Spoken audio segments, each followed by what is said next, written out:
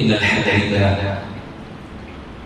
نحمده ونستعينه ونستغفره ونعوذ بالله من شرور أنفسنا ومن سيئات أعمالنا من يهده الله فلا مضل له ومن يضلل فلا هادي له وأشهد أن لا إله إلا الله وحده لا شريك له وأشهد أن محمدا عبده ورسوله أرسله بالهدى ودين الحق ليظهره على الدين كله ولو كره المشركون. اللهم صل على محمد وعلى آل محمد كما صليت على إبراهيم وعلى آل إبراهيم إنك حميد مجيد. اللهم بارك على محمد وعلى آل محمد كما باركت على إبراهيم وعلى آل إبراهيم إنك حميد مجيد. أما بعد فإن خير الكلام كلام الله وخير السنن سنن محمد صلى الله عليه وسلم وشر الأمور محدثاتها وكل محدثة بدعة وكل بدعة ضلالة فكل ضلالة في النار. أيها الناس اتقوا الله عباد الله أوصيكم وإياي أولا بتقوى الله. بسم الله الرحمن الرحيم. يا أيها الذين آمنوا اتقوا الله حق تقاته ولا تموتن إلا وأنتم مسلمون. يا أيها الذين آمنوا اتقوا الله وقولوا قولا سديدا يصلح لكم أعمالكم ويغفر لكم ذنوبكم ومن يطع الله ورسوله فقد فاز فوزا عظيما. النار يعرضون عليها غدوا وعشيا ويوم تقوم الساعة أدخلوا آل فرعون أشد العذاب. ആദരണീയരായ സത്യവിശ്വാസികളെ, വിശ്വാസികളെ, പ്രപഞ്ചനാഥനായ പടച്ചതമ്പുരാന്റെ വിധിവിലക്കുകൾ അവന്റെ പ്രവാചകൻ മുഹമ്മദ് മുസ്തഫ സ്വല്ലല്ലാഹു അലൈഹി വസല്ലമയുടെ ചര്യകൾ ജീവിതത്തിന്റെ എല്ലാ മേഖലകളിലും പകർത്തിയും പാലിച്ചും ജീവിക്കണമേ എന്ന് എന്നോടും നിങ്ങളോടും വളരെ ആത്മാർത്ഥമായി ഉണർത്തുകയാണ്, ഈ വസിയത്ത് നൽകുകയാണ്. അത്തരത്തിലുള്ള ജീവിതം മുന്നോട്ട് നയിക്കുവാനും അവസാനം സന്തോഷപൂർവ്വം റബ്ബിനെ കണ്ടുമുട്ടാനുള്ള തൗഫീഖ് നൽകുന്ന അല്ലാഹു നമ്മെ എല്ലാവരെയും അനുഗ്രഹിക്കുമാറാവട്ടെ. സഹോദരങ്ങളെ, നമ്മളെല്ലാവരും അല്ലാഹുവിന്റെ അടിമകളാണ്. അല്ലാഹുവിന് വേണ്ടി അർപ്പിച്ചുകൊണ്ടിരിക്കുന്ന നന്മകൾക്കെല്ലാം അല്ലാഹു സുബ്ഹാനഹു വ തആല നമുക്ക് പ്രതിഫലം നൽകുന്നതാണ്. അവന്റെ ഉപദേശങ്ങൾക്കെതിരായി പ്രവർത്തിക്കുന്ന ആളുകൾക്ക് അല്ലാഹു അവന്റെ ശിക്ഷകളും ഏർപ്പെടുത്തിയിട്ടുണ്ട്. അവിടെ ഒരാളോട് പടച്ചതമ്പുരാൻ അനീതി പ്രവർത്തിക്കുന്നതല്ല എന്ന് പരിശുദ്ധ ഖുർആനിലൂടെ നമ്മൾ പഠിച്ചിട്ടുള്ളതാണ്. ഒരു മനുഷ്യൻ തിന്മകൾ ചെയ്യുമ്പോൾ മൂന്ന് നിലക്ക്, മൂന്ന് സാഹചര്യങ്ങളിലായിട്ടാണ് അയാൾക്ക് ശിക്ഷ നുകരേണ്ടി വരിക. ഒന്ന്, അയാളുടെ ഭൗതികമായ ജീവിത സാഹചര്യത്തിൽ. രണ്ടാമത്തേത് അയാളുടെ ഖബർ ജീവിതത്തിൽ. മൂന്നാമത്തേത് മഹ്ശറയിലെ ചോദ്യാവലികൾ കഴിഞ്ഞിട്ട് അയാൾക്ക് വിധിക്കപ്പെടുന്ന നരകത്തിൽ. ഇങ്ങനെ മൂന്ന് ഘട്ടത്തിലായിട്ട് നമ്മൾ ശിക്ഷ ഏറ്റുവാങ്ങി. അല്ലാഹു കാത്തുരക്ഷിക്കുമാറാവട്ടെ. അതിൽ പ്രിയപ്പെട്ടവരെ, മരണത്തിനും ഉയർത്തെഴുന്നേൽപ്പിനും ഇടയിലുള്ള അടത്താവളമായി അല്ലാഹുവിന്റെ റസൂൽ സ്വല്ലല്ലാഹു അലൈഹി വസല്ലം പരിചയപ്പെടുത്തിയതാണ് ബർസഖിന്റെ ജീവിതം, ഖബർ ജീവിതം. ഓരോ വ്യക്തിയുടെയും വിശ്വാസത്തിലും കർമ്മത്തിലും അനുസരിച്ച് ഈ ഒരു കാലയളവിൽ രക്ഷാശിക്ഷകൾക്ക് അയാൾ വിധേയമായി മാറും. അല്ലാഹു സുബ്ഹാനഹു വ തആലയുടെ പ്രവാചകൻ സ്വല്ലല്ലാഹു അലൈഹി വസല്ലം പറഞ്ഞിട്ടുണ്ട്, നരകത്തിനെ പറ്റിയും ഖബറിനെ പറ്റിയുമല്ല, ആ നരകത്തിലേക്കുള്ളതിന്റെ സാമ്പിളുകൾ ഖബറിൽ അയാൾക്ക് കിട്ടിക്കൊണ്ടേയിരിക്കുമെന്നാണ്. ഏതൊരു മനുഷ്യൻ സ്വർഗത്തിലേക്കാണോ അതിന്റെ സാമ്പിളുകൾ, അതിന്റെ സുഗന്ധങ്ങൾ അയാൾ ഖബർ ജീവിതത്തിൽ തന്നെ അയാൾ അനുഭവിച്ചുകൊണ്ടിരിക്കുമെന്നാണ്. അങ്ങനെയാകുമ്പോൾ പ്രിയപ്പെട്ടവരെ, ഖബറിൽ മൺമറഞ്ഞുകൊണ്ടും അഗ്നിയിൽ ഹോമിക്കപ്പെട്ടവർക്കും വന്യജന്തുക്കൾ കടിച്ചു തിന്നവർക്കും മത്സ്യം വിഴുങ്ങിയവർക്കും എല്ലാം ഖബറിലെ ശിക്ഷയും രക്ഷയും അഭിമുഖീകരിക്കേണ്ടി വരും. പലപ്പോഴും നമ്മുടെ ചില ആളുകളൊക്കെ പറയാറുണ്ട്, ഇവരെ കത്തിച്ചു ഭസ്മമാക്കി കളയുന്നത് പിന്നീട് അവരുടെ ആത്മാവ് അല്ലെങ്കിൽ അവരെ കിട്ടാത്തവർക്ക് ഇല്ലായ്മ ചെയ്യാനാണ്.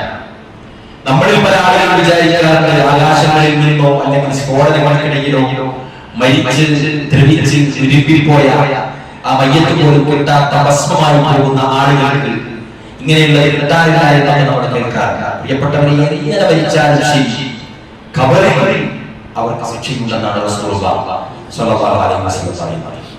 ഖുർആനും സുന്നത്തും ഇജ്മാഉം ഒക്കെ അതിലൂടെയും ഖബറിലെ ശിക്ഷകൾ സ്ഥിരപ്പെട്ടിട്ടുണ്ട് എന്നുള്ളത് വാസ്തവമാണ്. നമ്മളൊക്കെ പ്രിയപ്പെട്ടവരെ അല്ലാഹുവിന്റെ അദൃശ്യജ്ഞാനങ്ങളിൽ ഉറച്ചു വിശ്വസിക്കേണ്ടവരാണ്. അല്ലദീന യുമിനൂന ബിൽ ഗൈബി എന്നാണ് പറയുന്നത്. മുഅ്മിനീങ്ങൾ ഗൈബിയായ വിശ്വസിക്കണം. ചില ആളുകൾ എടുത്തു കൊടുത്ത് നമ്മൾ കേട്ടിട്ടുണ്ട്. ഈ നരകം എന്നുള്ളത് ആരെങ്കിലും ഒന്ന് പറഞ്ഞിട്ടുണ്ട്, സ്വർഗം എന്നുള്ളത് ആരെങ്കിലും ഒന്ന് പറഞ്ഞിട്ടുണ്ട്, അതിനെന്തെങ്കിലും തെളിവുണ്ടോ എന്നൊക്കെ പറയുമ്പോൾ നമുക്കുള്ളത് അല്ലാഹുവിന്റെ കലാമാണ്, നമ്മുടെ പ്രിയപ്പെട്ട റസൂൽ മുഹമ്മദ് മുസ്തഫ സ്വല്ലല്ലാഹു അലൈഹി വസല്ലം പഠിപ്പിച്ചു തന്ന പ്രമാണങ്ങളാണ്. അവിടെയാണ് പ്രിയപ്പെട്ടവരെ പരിശുദ്ധ ഖുർആനിൽ പറഞ്ഞത് ഫിർഔൻ കൂട്ടർക്ക് ലഭിക്കുന്ന ശിക്ഷയെ വരെ അല്ലാഹു ഓർത്തു പറഞ്ഞു. അന്നാറു യഅറൂന അലൈഹാ ഉദുവൻ വാശിയ വയൗമ തഖൂമു സ്സാഅ അദ്ഖിലൂ ആല ഫിർഔന അശദ്ദൽ അദാബ്. പരിശുദ്ധ ഖുർആനിൽ സൂറത്ത് ഗാഫിറിൽ അല്ലാഹു സുബ്ഹാനഹു വ തആല പറയുന്നു. സൂറത്തുൽ മുഅ്മിൻ എന്ന രണ്ട് പേരുണ്ട് ആ സൂറത്തിൽ. അതിൽ അല്ലാഹു സുബ്ഹാനഹു വ തആല അവന്റെ പ്രവാചകൻ സല്ലല്ലാഹു അലൈഹി വസല്ലം നമുക്ക് പഠിപ്പിച്ചു തന്നത് ഇമാം ഖുർതുബി റഹിമഹുല്ലാഹ് പറഞ്ഞിട്ടുണ്ട്. നരകം രാവിലെയും വൈകുന്നേരവും അവരുടെ അടുത്ത് പ്രദർശിക്കപ്പെടുന്നതാണ്. എല്ലാവരും നരകം കാണേണ്ടി വരുമെന്നാണ് റസൂലുള്ളാഹി സ്വല്ലല്ലാഹു അലൈഹി വസല്ലം പഠിപ്പിച്ചു തന്നിട്ടുള്ളത്. എല്ലാവരും നരകത്തെ കാണേണ്ടി വരും. എന്നിട്ട് പ്രവാചകൻ പറഞ്ഞു, അദ്ദേഹം പരിശുദ്ധ ഖുർആനിൽ അല്ലാഹു സുബ്ഹാനഹു വ തആല പറഞ്ഞത് പഠിപ്പിക്കുകയാണ്. അന്ത്യനാൾ നിലനിൽക്കുന്നവരെ ആ ദിവസങ്ങളാവട്ടെ അവിടം വരെ ആവട്ടെ അവിടെ വരെ കൽപ്പനയുണ്ടാകും. ഫിർഔന്റെ ആൾക്കാരെ ഏറ്റവും കഠിനമായ ശിക്ഷയിൽ പ്രവേശിപ്പിക്കുന്നതുമാണ്. എല്ലാവർക്കും ശിക്ഷയുണ്ടെന്നാണ് അർത്ഥം. എല്ലാ ആളുകൾക്കും അവർ ചെയ്ത തിന്മയും ലാ ഇലാഹ ഇല്ലല്ലാഹ് വിശ്വസിച്ച ആളുകൾ അവസാനത്തിൽ സ്വർഗ്ഗത്തിലേക്ക് പ്രവേശിക്കപ്പെടും. പക്ഷേ അവർ ചെയ്ത ഏതൊരു തിന്മക്കും അവർ ശിക്ഷ ഏറ്റുവാങ്ങേണ്ടി വരും. അവർ ദുനിയാവിന് വേണ്ടി വരും, ചിലതിന് ദുനിയാവിലും ഖബറിലും വേണ്ടി വരും, ചിലതിന് ദുനിയാവിലും ഖബറിലും ഈ നരകത്തിലും. ഈ മൂന്ന് സാഹചര്യത്തിൽ വേറെ ശിക്ഷ ഏറ്റുവാങ്ങി. ഇത് നമ്മൾ ഗൗരവമായി നമ്മൾ അദൃശ്യങ്ങളിൽ വിശ്വസിക്കേണ്ടവരാണ്. അതുകൊണ്ട് തന്നെ ഈ ഭയമായിരിക്കണം അല്ലാഹുവിനെ സൂക്ഷിച്ച് ജീവിക്കാനുള്ള നമ്മളുടെ കാലം നമുക്ക് കിട്ടിയ സന്ദേശം അതായിരുന്നു. അതുകൊണ്ടാണ് ഖുർആൻ ഇറങ്ങിയത് സ്വർഗ്ഗത്തെ പറ്റിയുള്ള സന്തോഷ വാർത്ത അറിയിക്കുവാനും നരകത്തെ പറ്റിയുള്ള താക്കീത് നിങ്ങൾക്ക് ലഭിക്കാനുമാണ് ഖുർആൻ പഠിപ്പിച്ചിട്ടുണ്ട്.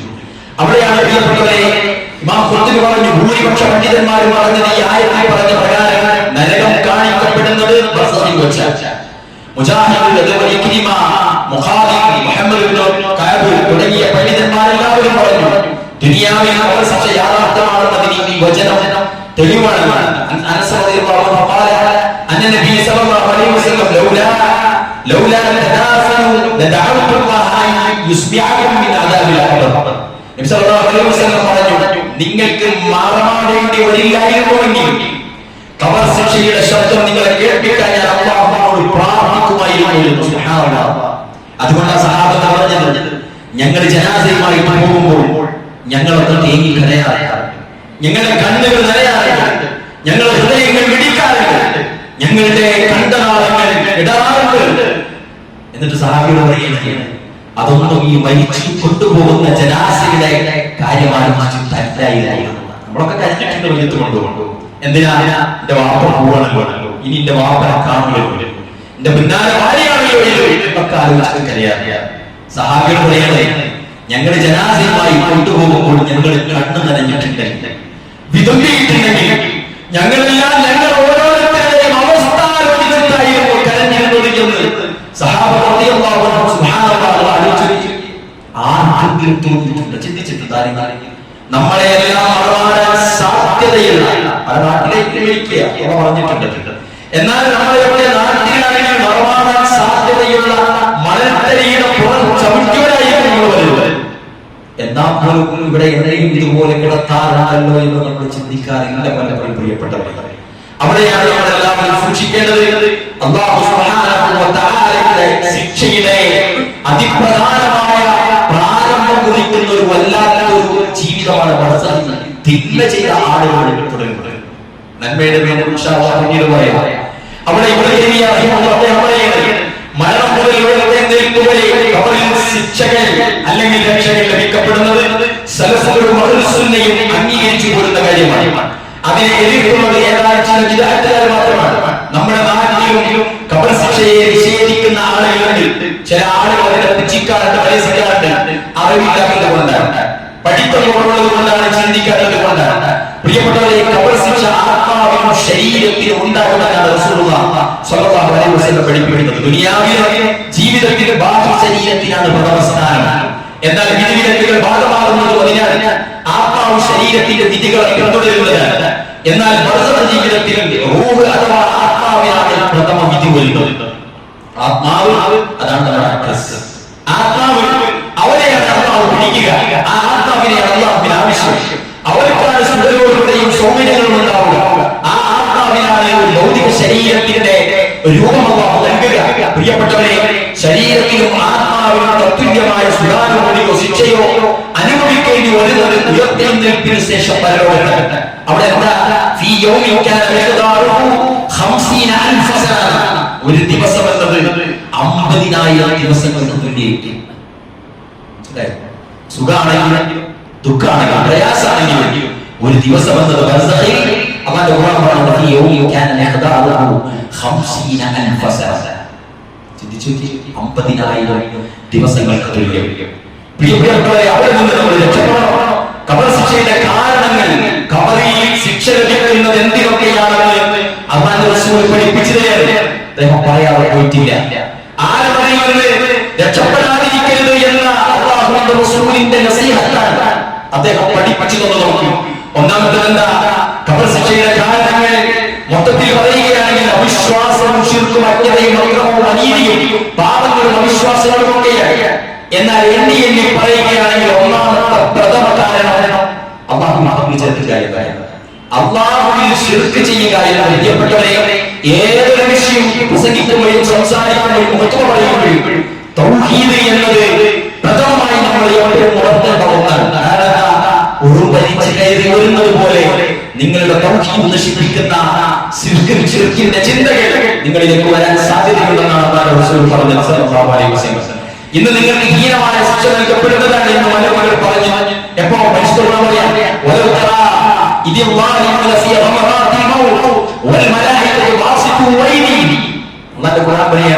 അവിടെ മലക്കുകൾ പറയുന്നത് ഉദ്ദേശവും ഖബർ ശിക്ഷയാണ് പണ്ഡിതന്മാരെ പറയുന്നത്. എന്താണ് മലക്കുകൾ പറയാ?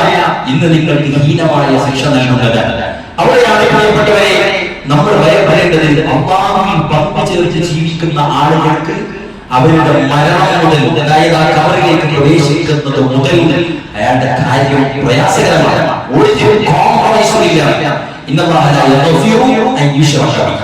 ഞാൻ ഒരിക്കലും പുറത്തു കൊടുക്കുന്ന പ്രശ്നമേ എന്റെ വായു ശ്വസിച്ച്, എന്റെ വെള്ളം കുടിച്ച്, ഞാൻ നൽകിയ സൗകര്യത്തിൽ ജീവിച്ച്, ഞാൻ കൊടുത്ത സേഫയിൽ കുറെ കാലം ജീവിച്ച്, എന്നിട്ട് എന്നെ ആരാധിക്കുന്നതോടൊപ്പം ചില അവസ്ഥകളിൽ, ചില സാഹചര്യങ്ങളിൽ നിന്നെ പടച്ചതുപോലെ ഞാൻ പടച്ച മറ്റുള്ള ചില മനുഷ്യരെ, നിന്നെ പടച്ചതുപോലെ ഞാൻ പടച്ച മറ്റു ചില വസ്തുക്കളെ നീ ആരാധിക്കുന്നു, എന്നെ ആരാധിക്കുന്നത് പോലെ, നീ വിളിച്ചു പ്രാർത്ഥിക്കുന്നു, എന്നെ വിളിച്ചു പ്രാർത്ഥിക്കുന്നത് പോലെ, നീ ഭയപ്പെടുന്നു, എന്നെ ഭയപ്പെടുന്നത് പോലെ, നീ ബോധ്യപ്പെടുത്തുന്നു, എന്നെ ബോധ്യപ്പെടുത്തുന്നത് പോലെ, നീ റിയാഹിയെത്തുന്നു, അവർക്ക് വേണ്ടി അവരുടെ ബോധ്യത്തിലേക്കും തൃപ്തിയിലേക്കും നീ ചില സൽക്കർമ്മങ്ങൾ ചെയ്യുന്നു. എല്ലാം എന്നിൽ പങ്കു ചേർക്കുന്നതാണ്. അതുകൊണ്ട് അധികം ഒത്തുതരില്ല എന്ന് പറയുന്നത്. എന്നാൽ അതെല്ലാം അല്ലാഹുവിന്റെ കാരുണ്യത്തിന്റെ പ്രകാരം അവ കൊടുത്തിരുന്നതെല്ലാം സൂക്ഷിക്കേണ്ട ഒന്നാമത്തതാണ്. ആദമിന്റെ മക്കൾ തിന്മകൾ ചെയ്യുന്നവരാണ്. ഞാൻ നിങ്ങളും ഒരുപാട് തെറ്റുകൾ ചെയ്തവരാണ്, ചെയ്യും. നമ്മുടെ മനസ്സ് തെറ്റിലേക്ക് ചായുന്ന മനസ്സായിട്ടാണ് അല്ലാഹു അടച്ചിട്ടുള്ളത്. പരിശുദ്ധമായ സൂറത്തുൽ യൂസുഫിൽ അത് പറയുന്നുണ്ട്. നമ്മൾ പലപ്പോഴും പറഞ്ഞിട്ടുണ്ട്. അതുകൊണ്ട് തന്നെ ഇവിടെ നമ്മൾ ശ്രദ്ധിക്കേണ്ട തിന്മകളിൽ അള്ളാഹു പങ്കിച്ചു ചേർക്കുന്ന ഒരു തിന്മ പ്രിയപ്പെട്ടവരെ നമ്മൾ വരരുത്. നമ്മുടെ പിതാവിൽ വരരുത്, നമ്മുടെ മാതാവിൽ വരരുത്, നമ്മുടെ മക്കളിൽ വരരുത്.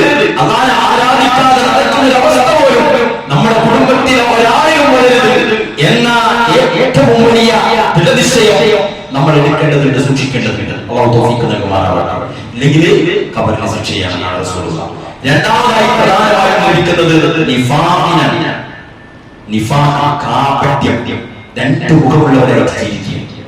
ചിന്തിച്ചോട്ടി, ഒരുപാട് അയാൾ ഏറ്റവും മാന്യനായിട്ട് ജീവിക്കും, നല്ല മനുഷ്യരാണ്. നാട്ടുകാരെ മയ്യത്ത് നമസ്കാരത്തിന് ഒരുപാട് ആളുകളുണ്ടാവും. നമ്മുടെ ജനാസയുമായിട്ട് നടക്കുമ്പോൾ ജനാസക്ക് പിന്നിൽ നടക്കുന്ന ആളുകൾ പറയും ഇയാൾ സ്വർഗത്തിനായിരിക്കും, ഇയാൾ വല്ലാത്ത മനുഷ്യനായിരുന്നു. നമ്മുടെ മയ്യത്ത് അകത്ത് കടത്തിയാൽ നമ്മളെ കണ്ടിട്ട് മുറ്റത്തിറങ്ങിയിട്ട് പറയും അദ്ദേഹം പോയി നല്ല മനുഷ്യനായിരുന്നു, അയാൾക്ക് പറയാ സ്വർഗം എന്ന് നമ്മൾ വിധിക്കാറില്ല. എന്നാൽ പ്രിയപ്പെട്ടവരെ, നിഫാഖില്ലാത്ത മുഖ്ലിസായ മനുഷ്യനാണെങ്കിൽ നമുക്ക് പ്രതീക്ഷിക്കാം, ഒരു സംശയവും വേണ്ട, നമുക്ക് പ്രാർത്ഥിക്കാം നല്ല പ്രതീക്ഷയോടുകൂടി തന്നെ. എന്നാലോ നിഫാഖോട് ജീവിക്കുന്ന അവസ്ഥ എന്താ? നിഫാഖോട് ജീവിക്കുന്ന ഒരാളുടെ അവസ്ഥ എന്താ? അയാൾക്ക് ഒരു ഇസ്തിഗ്ഫാർ പ്രാർത്ഥന പോലും കിട്ടില്ല. നമ്മൾ ആലോചിച്ച് ഒരു മനുഷ്യൻ മാന്യനായിട്ട് നമ്മുടെ മുന്നിൽ ജീവിക്കുക, നമ്മളൊക്കെ ആശയം അയാൾ യഥാർത്ഥത്തിൽ അയാളുടെ സ്വകാര്യ ജീവിതത്തിൽ അയാൾ ആരാണോ അതാണ് അള്ളാഹു നിരീക്ഷിക്കുന്ന മനുഷ്യൻ. ഓരോരുത്തരുടെയും സ്വകാര്യ ജീവിതത്തിൽ, എന്റെ സ്വകാര്യ ജീവിതത്തിൽ ഞാൻ ആരാണോ അതാണ് ബിലാൽ അല്ലേ? നമ്മൾ ഓരോരുത്തരും അങ്ങനെയാണ്. ആ ആളെയാണ് ആ ആൾക്കാണ് രക്ഷയും ശിക്ഷയും ലഭിക്കുക. അപ്പൊ നിഫാഖോടുകൂടി ജീവിക്കുന്ന ഒരു മനുഷ്യനെ സംബന്ധിച്ചിടത്തോളം അയാൾക്ക് അതുണ്ടാവില്ല. അയാൾ നല്ല മനുഷ്യനാണ്, അതുകൊണ്ട് അയാൾ സ്വർഗത്തിലായിരിക്കുന്ന ആളുകൾ ഓർമ്മിക്കും. അതുകൊണ്ട് തന്നെ കുറച്ചുകൂടെ അയാളെ പുറത്തു കൊടുക്കണമെന്ന് പോലും പ്രാർത്ഥിക്കാൻ ഇയാൾ കപടനായി ജീവിച്ച ഭാര്യ തയ്യാറാവില്ല, മക്കൾ തയ്യാറാവില്ല. അതെന്താ ചെയ്യാ? അപ്പം തന്നെ സ്വർഗത്തിലായിരിക്കുന്ന വിശ്വാസം ജീവിച്ചു. ആലോചിച്ചു എന്തൊരു വലിയ നഷ്ടമായി പ്രിയപ്പെട്ടവർ. അതുകൊണ്ട് കപടന്മാർക്ക് എന്താ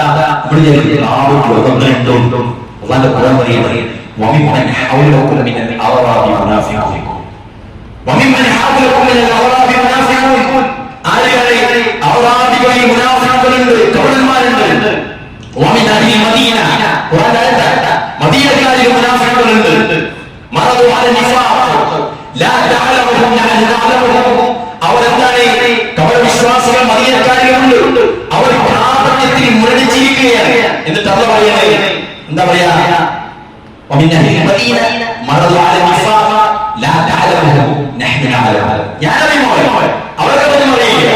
എന്നിട്ട് അള്ളാഹു അവർക്ക് രണ്ട് ശിക്ഷയായിരിക്കും, ഇരട്ടി ശിക്ഷ ലഭിക്കും കപടനായി ജീവിച്ച ആളുകൾ. അതുകൊണ്ട് പ്രിയപ്പെട്ടവരെ, ഇരുമുഖമുള്ളവരെ ജീവിച്ചിരിക്കും. ആളുകളുടെ മുന്നിൽ ഒരു മാന്യം, സ്വകാര്യ മാന്യത്തിൽ തോന്നിയ പബ്ലിക്കിൽ നല്ല മാന്യം, കുടുംബത്തിൽ മോശം, മക്കൾക്കിടയിൽ മാന്യം, ഭാര്യക്കിടയിൽ മോശം, കുടുംബക്കാർക്കിടയിൽ ഭാര്യ മക്കൾക്കിടയിൽ മാന്യം, ബെഡ്റൂമിൽ മോശം. പ്രിയപ്പെട്ടവരെ, നമ്മൾ കപടന്മാരായി ജീവിച്ചാൽ നമ്മളെ അല്ലാഹു സുബ്ഹാനഹു വ തആല കബറിൽ വെച്ച് ശിക്ഷിക്കുമെന്നാണ് പരിശുദ്ധ ഖുർആനിലൂടെ പറയുന്നത്. അല്ലാഹു നമ്മളെല്ലാവരെയും കാത്തുരക്ഷിക്കുമാറാവട്ടെ. മൂന്നാമത് പരിശുദ്ധ റസൂൽ സല്ലല്ലാഹു അലൈഹി വസല്ലം പഠിപ്പിച്ചത് മൂത്രത്തിൽ നിന്ന് ഒഴിവാകാതെ ജീവിക്കുന്നതാണ്. മൂത്രം മനോഹരിക്കുന്ന കാര്യത്തിൽ, മൂത്രത്തിന്റെ നിലച്ച് ശരീരത്തിലാകുന്ന കാര്യത്തിൽ അശ്രദ്ധനായി നടക്കുന്ന ആൾ, മൂത്രത്തിൽ പ്രശ്നമല്ല എന്ന് വിചാരിച്ച ജാഗ്രതയില്ലാതെ ജീവിക്കുന്ന ആൾ, മൂത്രത്തോടു കൂടി നമസ്കരിക്കുന്ന ആൾ, ഈ മനുഷ്യന്റെ നരകത്തിൽ അല്ലാഹു സുബ്ഹാനഹു വ തആല ഖബറിൽ ശിക്ഷിക്കുന്ന അല്ലാഹുവിന്റെ റസൂൽ സല്ലല്ലാഹു അലൈഹി വസല്ലം ഖബറിന്റെ മന്ദിരങ്ങളിലാണ് സഹാബത്തിന്റെ കൂടെ. ആ സമയത്ത് അല്ലാഹുവിന്റെ റസൂൽ മറബി ഖബറിൽ യുഅദ്ദബാൻ, രണ്ട് ഖബറുകൾ ചൂണ്ടിയിട്ട് പറഞ്ഞു, ഈ രണ്ട് ഖബറാളികൾ ശിക്ഷ ഏറ്റുവാങ്ങിക്കൊണ്ടിരിക്കുകയാണ്. വഹീന്റെ അടിസ്ഥാനത്തിൽ റസൂൽ പറഞ്ഞു, സഹാബത്തിന്റെ സാധുത ചെവി കൊടുത്തു. എന്നിട്ട് റസൂലുള്ളാഹി സ്വല്ലല്ലാഹു അലൈഹി വസല്ലം പറഞ്ഞു, അല്ലാഹുവിന്റെ റസൂൽ പറഞ്ഞു, മറബി ഖബറിൽ യുഅദ്ദബാൻ ഇന്നഹു ലാ യുഅദ്ദബാൻ വമാ യുഅദ്ദബാൻ ഫി കബീർ അമ്മാ അഹദുഹുമാ ഫകാന ലാ യസ്തതിഉ മിനൽ ബൗൽ. ഈ ഒന്നാമത്തെ ഖബറാളി ശിക്ഷ ഏറ്റുവാങ്ങുന്നത് എന്താണെന്നറിയോ സഹാബത്തെ? മൂത്രമൊഴിച്ചാൽ മനോഹരിക്കുന്ന കാര്യത്തിൽ സൂക്ഷ്മതയില്ലാത്ത ആളായിരുന്നു. നമ്മളൊക്കെ ശ്രദ്ധിക്കുക, സ്ത്രീകളെ, സഹോദരിമാർ, അമ്മമാരെ ശ്രദ്ധിക്കുക. ബാത്റൂമിൽ മക്കളുമായി ഇടപാടുകളിലൊക്കെ മൂത്രമാണെന്ന് ചോദിച്ചാൽ മൂത്രം അല്ലാതെ നമ്മൾ തീരുമാനിക്കുക. അതെന്താ? മൂത്രാണ് തുറക്കണം, ഒരു പരിപാടിയും മൂത്രമല്ലാതെ പറ്റുമോ പ്രിയപ്പെട്ടവരെ? എന്നാലോ മുതലിച്ചു പോയോ ഒറ്റിപ്പോയോ ഒന്നും വേണ്ട. അതൊരു രോഗമാണെങ്കിൽ പോലും പ്രതിവിധിയുണ്ട് ഇസ്ലാമിൽ. ഒരു രോഗമാണെങ്കിൽ പോലും അതിന് പ്രതിവിധിയുണ്ട് ഇസ്ലാമിൽ. അതിന്റെ പേരിൽ നീ നമസ്കരിക്കാതെ നിൽക്കാനും കഴിയില്ല. പ്രതിവിധി സൂക്ഷിച്ചുകൊണ്ടും പാലിച്ചുകൊണ്ടും നമസ്കാരം നിനക്ക് നിർബന്ധമാണ് സഹോദര. ഇതാണ് ഇസ്ലാമിന്റെ പഠിപ്പിച്ചു തന്ന മാതൃകയാണ്. എന്നാൽ അതിൽ സൂക്ഷിക്കാത്തവൻ അവന് കബറിൽ ശിക്ഷയും. ഇപ്പൊ നിങ്ങളുടെ മനസ്സിലുണ്ടാവും രണ്ടാമത്തെ കബറാടി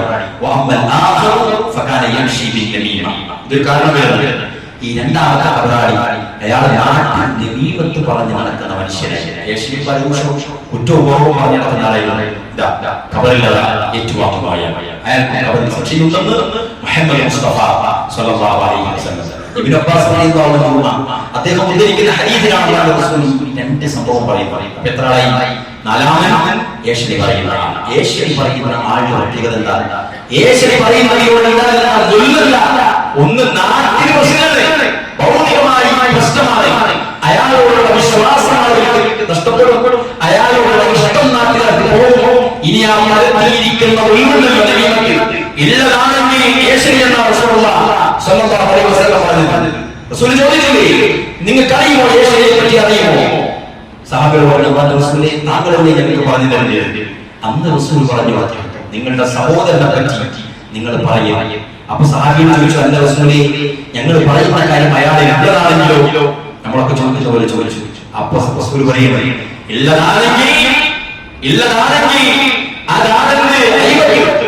ഇല്ലാത്തതാണെങ്കിലോ അതയാളെ പറ്റി നിങ്ങൾ കളവ് പറഞ്ഞു. രണ്ടായാലും പ്രശ്നമാണ്. അത് അനുവദിച്ച ഭാഗമാകുന്നത് അടുത്ത കേൾക്കാം.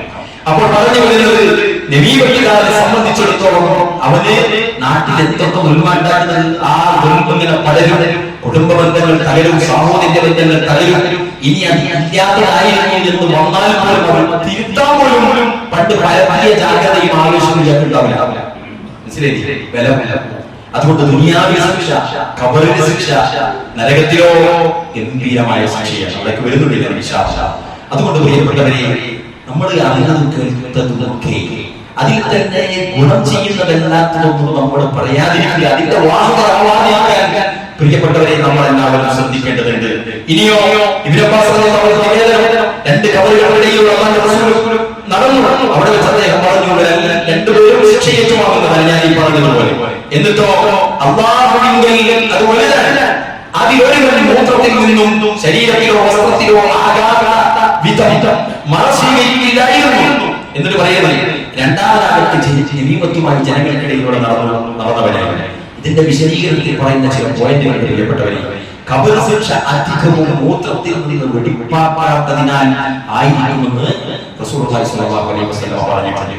നമസ്കാരത്തിന്റെ ഒരു ശബ്ദമാണ് വസ്ത്രത്തിലോ ശരീരത്തിലോ നജസ് ഉണ്ടാകരുത് എന്നത് നമസ്കാരത്തിന്റെ ശബ്ദമാണ്. ആരെങ്കിലും ആ നജസുമായിട്ടാണ് നമസ്കരിക്കുന്നതെങ്കിൽ അയാൾ ആ നജസിനെ സൂക്ഷിക്കാത്തവനായാൽ നമസ്കാരത്തിൽ അയാൾക്ക് വീഴ്ച വന്നു. പിന്നെ അതുകൊണ്ട് ആ സൂക്ഷ്മതയും ജാഗ്രതയും പ്രിയപ്പെട്ടവരെ നമുക്ക് വേണ്ടതുണ്ട്.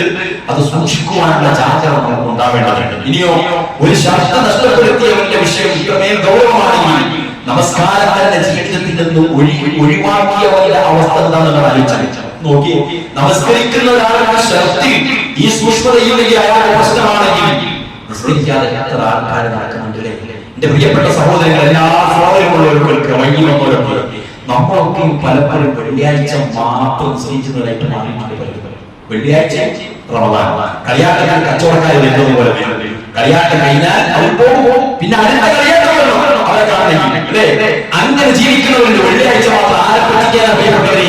അതുകൊണ്ട് സ്നേഹത്തോടെ പറയാതെ 5 വക്ത് നിങ്ങൾ നിസ്കരിക്കും, അല്ലാഹുവിനെ മാത്രം ആരാധിച്ച് ജീവിക്കും. ബാക്കി നിങ്ങളുടെ പോരായ്മകളെല്ലാം ആ ഒരു നമസ്കാരത്തിന്റെ ഫലമായിട്ട് അല്ലാഹു നിങ്ങൾക്ക് നികത്തിത്തരും. ഒരു സംശയവും വേണ്ട. നടക്കൂല. എന്റെ തിന്മകൾ എന്തൊക്കെയാണെന്ന് എനിക്ക് അറിയില്ല. നിശ്ചയമായി നമസ്കാരം മോശവുമായ സംഗതികളിൽ നിന്ന് നിങ്ങളെ തടുക്കുമെന്ന് മുഹമ്മദ് മുസ്തഫ സല്ലല്ലാഹു അലൈഹി വസല്ലം. അത് തിരിച്ചു കൊടുത്ത് വായിച്ചു നോക്കിയേ. നമസ്കാരം മ്ലേച്ഛവും മോശവുമായ സംഗതികളിൽ നിന്ന് നിങ്ങളെ തടുക്കുമെന്ന് പറഞ്ഞാൽ നമസ്കാരമില്ലെങ്കിൽ എല്ലാ മ്ലേച്ഛവും മോശവുമായ സംഗതികളിലേക്ക് നിങ്ങൾ അതിവേഗം പ്രവേശിക്കുന്നവരായിട്ട് മാറുന്നതാണ്. മനസ്സിലായില്ലേ? അതുകൊണ്ട് നമസ്കാരം പരിചയമാണ് പ്രിയപ്പെട്ടവരെ. അതിലേക്ക് നമ്മൾ ഓടി വരണം. അതീവ കയറിയിട്ടല്ല ചുമത്ത് വരേണ്ടത്. 2-3 മിനിറ്റ് കൊണ്ടാണ് മലക്കൾ കിതാബിരിക്കുക. അതിനുശേഷം 10 ആളുകൾ ഓടി വരും. 5 മിനിറ്റ് കൊണ്ട് നിങ്ങൾ നഷ്ടപ്പെടുകയാണ് ചുമ. നാളെ വർഷമില്ലേ നിങ്ങളെ നിങ്ങൾ ചെയ്ത കർമ്മഫലങ്ങൾ നിലനിർത്തുമ്പോ 3 കൊല്ലം വീട്ടിയെമ്മിലായിരുന്നു ഞാൻ ചുമക്ക് പോയത് എന്ന പ്രതീക്ഷയിൽ അള്ളാഹുവിന്റെ മുന്നിലെത്തുമ്പോൾ പ്രിയപ്പെട്ടവരെ രേഖയിൽ നിങ്ങളുടെ പേര് മലക്കൾ വായിക്കാത്ത അവസ്ഥ കാണുമ്പോഴാണ് ഈ സമയം തെറ്റിക്കുന്നതിന്റെ ഗൗരവം നിങ്ങൾക്ക് മനസ്സിലാവില്ല. എല്ലാവരും ജാഗ്രത ശ്രദ്ധിച്ചു. ജുമാ ദിവസം ഏറ്റവും അവസാനമായി പള്ളിയിലേക്ക് വരേണ്ടവൻ ആരാധന ഖതീബ്.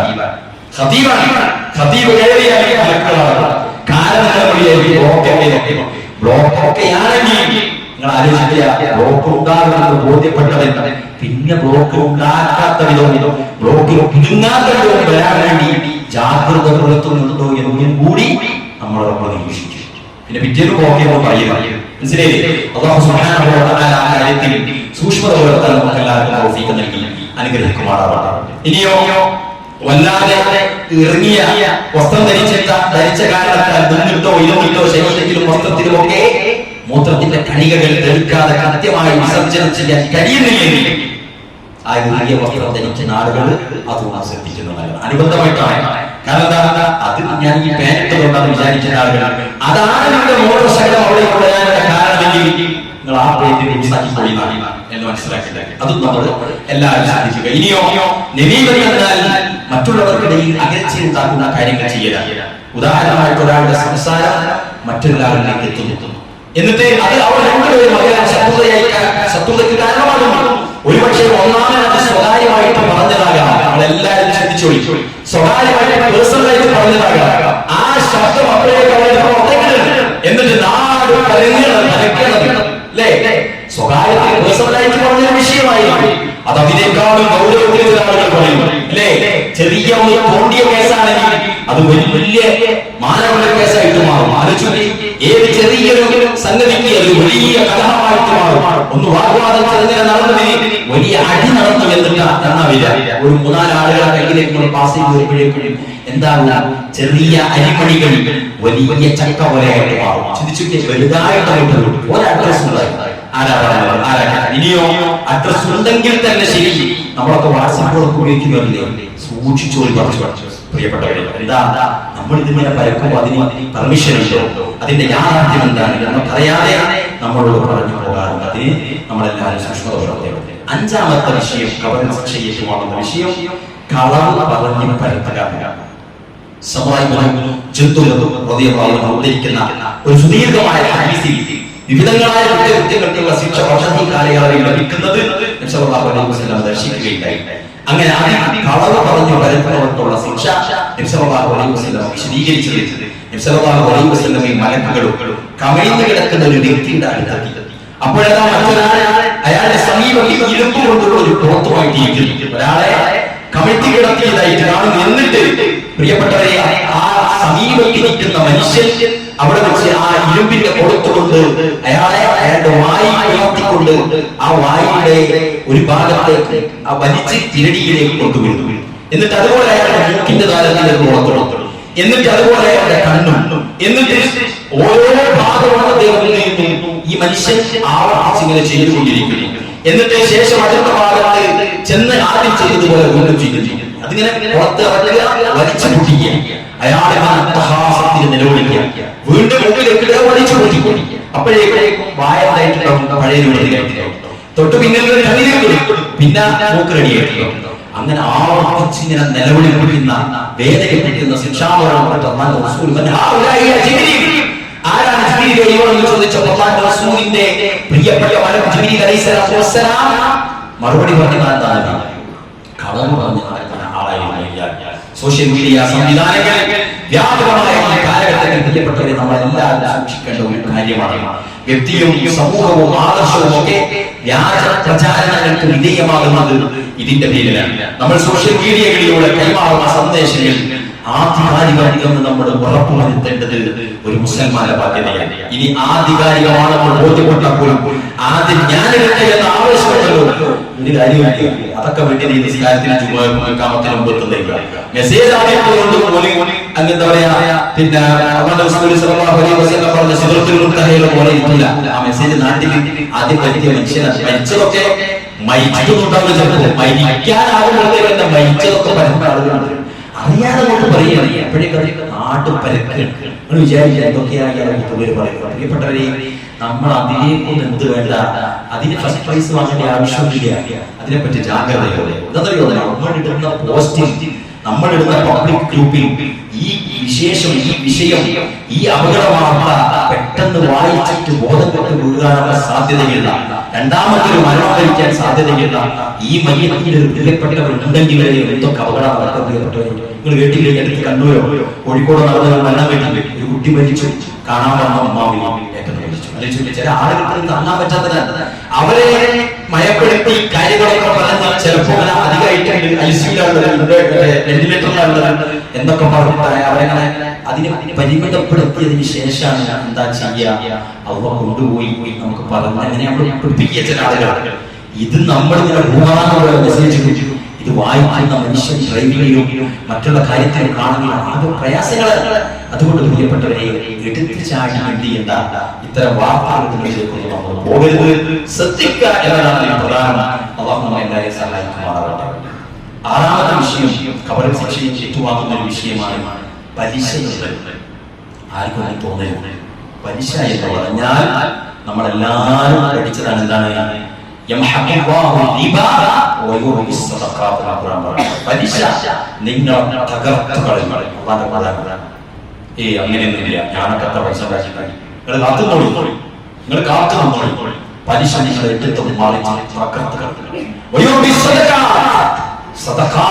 നിങ്ങളെ വളർത്തുക തന്നെ ചെയ്യും. അതുകൊണ്ട് പലിശയുമായി വിശദീകരിക്കുമ്പോൾ ചിലപ്പോൾ പല ആളുകൾക്ക് അത് എന്നെപ്പറ്റിയാണല്ലോ അല്ലെങ്കിൽ ഞാനുണ്ടല്ലോ എന്നുള്ള വിഷമങ്ങൾ ഉണ്ടാവുക. പലിശ വലിയ വിഷയമാണ് പറയാം. ആ പലിശ ഇടപെടുന്ന മാർഗത്തിൽ കച്ചവടത്തിന്റെ ചുവട് പിടിച്ച് പല വഴിക്ക് പലിശകൾ നമ്മുടെ സമ്പത്തിലേക്ക് എത്തിച്ചേരുന്നതിനെ നമ്മൾ സൂക്ഷിക്കണം. അത് ഓരോരുത്തരുടെ ഈമാൻ പോലെ എവിടെയൊക്കെയാണ് പലിശ ഉള്ളതെന്ന് ഈമാനുള്ള ആളുകൾ അന്വേഷിച്ചാൽ മാറ്റി വയ്ക്കും. എന്തൊക്കെയാണ് പലിശ എന്നുള്ളത് പഠനവിധേയമാണ്. അതിന്റെ കിതാബുകൾ വായിച്ച് പരിചയപ്പെട്ടവരെ നമ്മളുടെ സമ്പത്തിലും സമ്പാദ്യത്തിലും പലിശയുടെ പണം, പലിശയുടെ വിഹിതം ഉണ്ടാകരുത് എന്ന് തീരുമാനിച്ചാൽ എന്തായാലും പ്രത്യേകത നൽകുന്നത് അല്ലാഹു സുബ്ഹാനഹു വ തആല ഹറാമാക്കിയ വൻപാപങ്ങളിൽ അല്ലാഹു സുബ്ഹാനഹു വ തആലയുടെ റസൂലുള്ളാഹി സ്വല്ലല്ലാഹു അലൈഹി വസല്ലം ആദ്യത്തെ എണ്ണിയ 4 ജനത്തിൽ പലിശ വ്യഭിചാരത്തേക്കാൾ അപകടമാണ്. വലിയൊരു വിഷയമാണ്. ആ പലിശ സാർവത്രികമായ കാലാവസ്ഥയിൽ മാറ്റം ഉണ്ടാകുമെന്ന് നമ്മൾ പഠിച്ചവരാണ്. അത് മാത്രമല്ല, പലിശയുടെ ശിക്ഷയെ പറ്റി പഠിച്ചവരാണ്. അതുകൊണ്ട് പ്രിയപ്പെട്ടവരെ, സമ്പത്തിന്റെ വർഗത്തെ നഷ്ടപ്പെടാനും ഖബർ ശിക്ഷയ്ക്കും ഈ പലിശ കാരണമാകുമെന്ന് മുഹമ്മദ് മുസ്തഫ സ്വല്ലല്ലാഹു അലൈഹി വസല്ലം ഓർമ്മിപ്പിച്ചു. അതുകൊണ്ട് അതിലേക്ക് നമ്മൾ പോകരുത്. ഇതിന്റെ പ്രത്യേകത ഹറാമുകൾക്ക് ശിക്ഷയും ചില ഹറാമുകൾ നമ്മൾ നിർത്തിയാൽ ദുനിയാവിൽ ചിലപ്പോൾ നമ്മൾ അയച്ചതായിട്ടുണ്ടാവും അല്ലേ. ഉദാഹരണമായിട്ട് പിന്നെ ഒരാൾ നിർത്തിവെച്ചു, അയാൾ മദ്യപാനം നിർത്തിയ ആളുകൾ പറയും പണ്ട് മദ്യപാനിയൊക്കെ ആയിരിക്കും, ഇപ്പൊ കേട്ടോ. അതുകൊണ്ട് വ്യഭിചരിച്ചാലോ പണ്ട് വളരെ തോന്നിയാസ്തി ജീവിച്ച മനുഷ്യനാണ് എന്ന് പറഞ്ഞ ചില ആളുകളുണ്ടല്ലോ. പക്ഷെ നമ്മളുണ്ടല്ലോ വ്യഭിചരിച്ച റോഡ്, വ്യഭിചരിച്ച വാഹനം, വ്യഭിചരിച്ച ഭൂമി, വ്യഭിചരിച്ച വ്യക്തിയും നമ്മുടെ കൂട്ടത്തിൽ നാട്ടിൽ ജീവിച്ചിരിക്കുന്ന കാലത്തോളം നമ്മുടെ മനസ്സിന് വേണ്ടി ആ തോന്നിയാസ്തിയുടെ പ്രത്യേകത. പലിശയുടെ പ്രത്യേകത എന്താ? പലിശ ഒരു മനുഷ്യൻ നിർത്തുന്ന അന്നോ നിലപാടാണോ അവിടെ നമ്മൾ കൊടുക്കേണ്ടതില്ല, വാങ്ങണം. എല്ലാം ആലോചിച്ചു. ഞാൻ പോലെ തന്നുപോയതാണ്, അവിടെ നിർത്താൻ പറ്റുമെന്ന് ആരും ഭയപരാതി പറഞ്ഞാൽ നിങ്ങൾ ഇന്ന് നിർത്തിക്കോടി. ഇതുവരെ പിന്നെ ഇതുവരെ പിന്നെ കൊടുക്കാൻ അത് നിർത്താൻ, അത് തീർപ്പാക്കാനുള്ള പണികൾ എടുക്കുക, സൂക്ഷിക്കുക. നമുക്കൊക്കെ എന്താ ടെൻഷൻ ഓടിയോ എല്ലാവരും ഒരു ഉറുപ്പി കൊടുത്താൽ മതി. പരസ്യം കണ്ടില്ലേ, ഒരു ഉറുപ്പി കൊടുത്താൽ എല്ലാവരും വാങ്ങുന്നത്.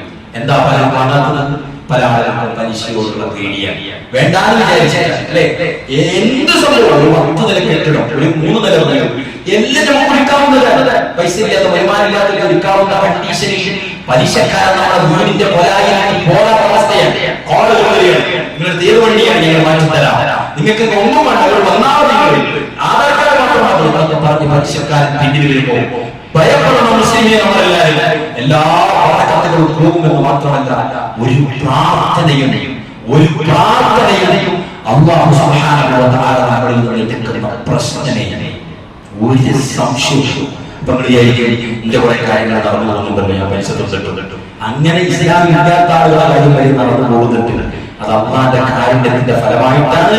പക്ഷെ നീ മുസ്ലിമാണോ, നിനക്കുള്ള ശിക്ഷ, നിനക്കുള്ള അപമാനം, നിനക്കുള്ള നിന്ദിത, നിന്റെ മതക്കാർക്കളയും എല്ലാ തൗഫീഖിന്റെ വാതിലുകളും അടക്കപ്പെടുന്ന ദുരന്തപൂരിതമായ ഒരു ജീവിതം അല്ലാഹു നിനക്ക് തരും. ഖുർആൻ പറഞ്ഞതാണ്, അല്ലാഹു പലിശയെ തകർത്ത് കളയും, പലിശക്കാരനെ തകർത്ത് കളയും, പലിശ തകർത്ത് തരുമാറാണ്. അറിഞ്ഞുകൊണ്ട് ശ്രദ്ധയിലോ നമ്മളിലൊക്കെ ഉണ്ടെങ്കിൽ എത്രയും പെട്ടെന്ന് നമ്മൾ രക്ഷപ്പെടുക.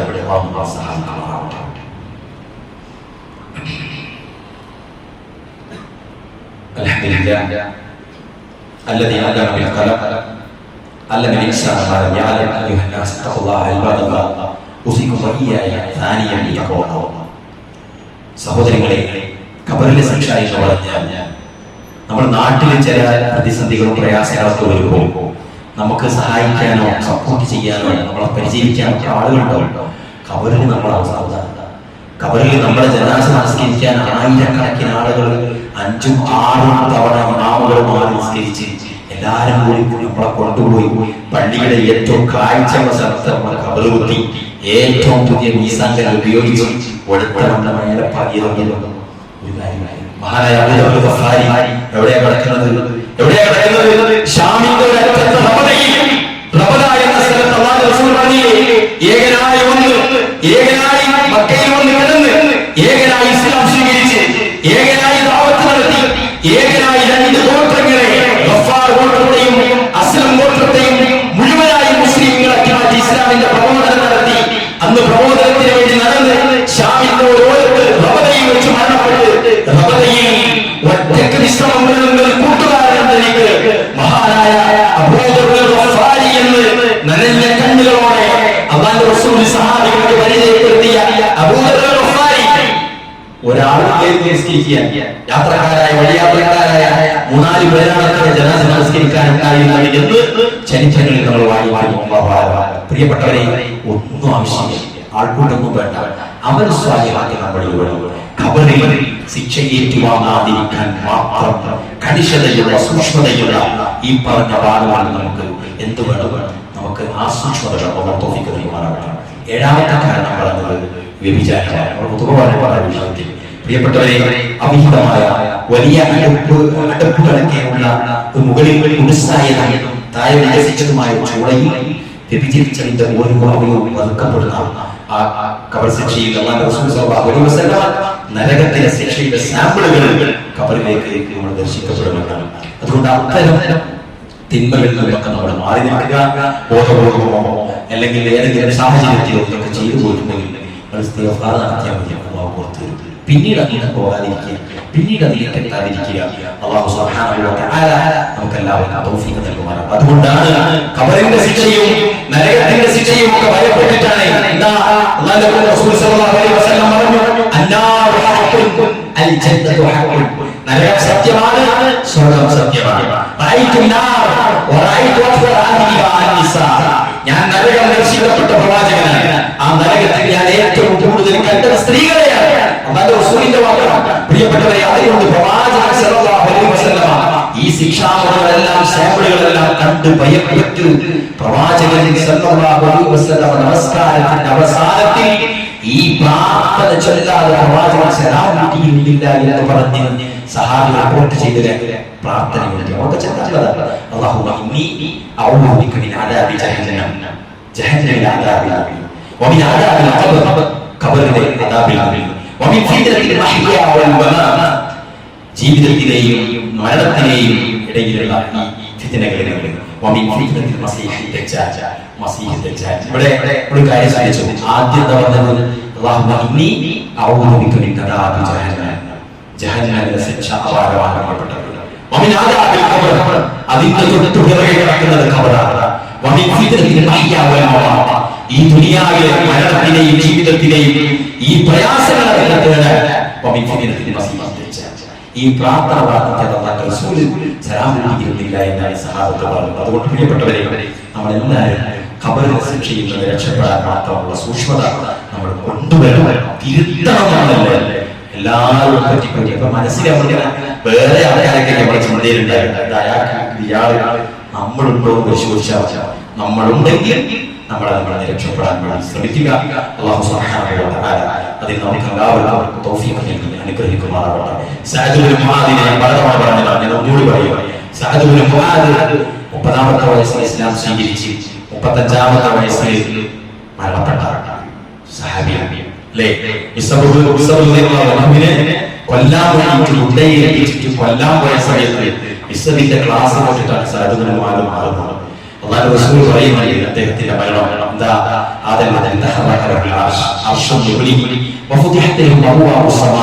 ആകാശവാതിലുകളൊക്കെ തുറക്കപ്പെട്ടു. അദ്ദേഹത്തിന്റെ മലക്കുൽ മൗത്ത് അദ്ദേഹത്തിന്റെ റൂഹ് പിടിക്കാൻ വരുമ്പോൾ 70,000 മലക്കുകൾ ഒപ്പനം വന്ന ഗംഭീരമായ മഴ പൊഴിച്ച സഹാബിയാണ് സഅദ് ഇബ്നു മുആദ്. എന്നിട്ട് റസൂൽ പറയുന്നുണ്ട്,